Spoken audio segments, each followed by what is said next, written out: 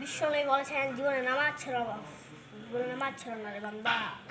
বিশ্বনবী বলেছেন সবার আগে নামাজের প্রশ্ন নেওয়া হবে, সবার আগে হাসরের ময়দানে নামাজের প্রশ্ন নেওয়া হবে। তোমরা নামাজ ছেড়ো না রে, তোমরা নামাজ ছেড়ো না। আল্লাহ তাআলা বলেছেন জীবনে নামাজ ছেড়ো না। সব কিছু মিশে যেতে পারে কিন্তু নামাজ জীবনে মিশে যেতে পারে না। আল্লাহ তাআলা বলেছেন নামাজ জীবনে যেন মিশে যায় না। তুমি যত গুনাহ করো কিন্তু নামাজ তুমি পড়ো। এই নামাজই তোমাকে এই ঘর থেকে নিয়ে যাবে জান্নাতে।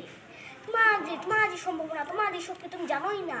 আল্লাহ যে তোমার কোথায় থেকে যে কোন উপরে নিয়ে যাবে সেটা তো তুমি জানোই না। অজানি সবুর অজানি শাকুর। হে আল্লাহ, আপনার চোখে আপনি আমাকে ছোট বানান, মানুষের চোখে আপনি আমাকে বড় বানান, আপনি আমাকে ধৈর্যশীল বানান।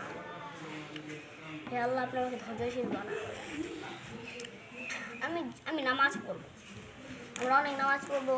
আমরা দুঃখের পরে আসে সুখ। আমরা যে তারাবি নামাজ পড়ি 20 রাকাত, কষ্ট কি হয় না? অনেক কষ্ট হয়। কিন্তু যখন মসজিদ থেকে বাড়াই তখন কি একটা আনন্দ আছে না? আছে। আমাদের রমজান মাসে যে রোজা করি, আমার কি কষ্ট হয় না? যখন ইফতার মাসে যখন ইফতারের সময় যখন শরবতটা খাই, শান্তি আছে না একটা?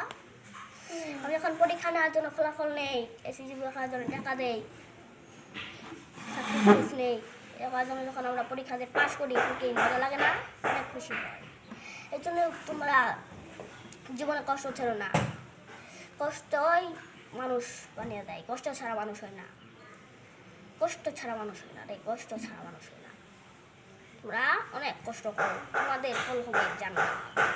তোমরা কষ্ট করো, তোমাদের ফল হবে জান্নাত। আমরা যতই কষ্ট করছি জীবনে তার ফলাফল কি হবে? ওই যে ওই জান্নাত। তার জান্নাত হবে। ইহুদি খ্রিস্টানরা যেহেতু আনন্দ নিচ্ছে, ক্রিসমাস করছে, মানুষের মায়ের মজা মারছে, তাদের কষ্ট কি হবে? জাহান্নাম। তাদের কষ্ট জাহান্নাম। এর জন্যই বলছি বান্দারা, তোমরা নামাজ কষ্ট এগুলা ছেড়ো না। নামাজ পড়তে অনেক কষ্ট হয়, কষ্ট করতে অনেক কষ্ট হয়, কিন্তু তোমরা জীবনে আল্লাহ তাআলার এগুলো নিয়ম অমান্য করো না। তোমাদের বলছি, হে বান্দারা, তোমরা জীবনেও নামাজ ছেড়ো না। হে বান্দা, নামাজ ছেড়ো না। আল্লাহ তাআলা বলেছেন জীবনে নামাজ ছেড়ো না, সব কিছুই মিলে যেতে পারে। বিশ্বনবী বলছেন, বিশ্বনবী ক্ষুধা পেলেও কাঁদে নাই, মার খেলেও কাঁদে নাই, শুধু লজ্জার স্থান থেকে কাপড়টা সরে গেলেই কাঁদিয়েছেন।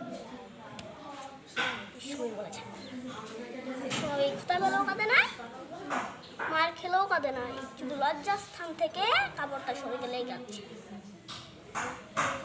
এই জন্যই বলছি তোমরা নামাজ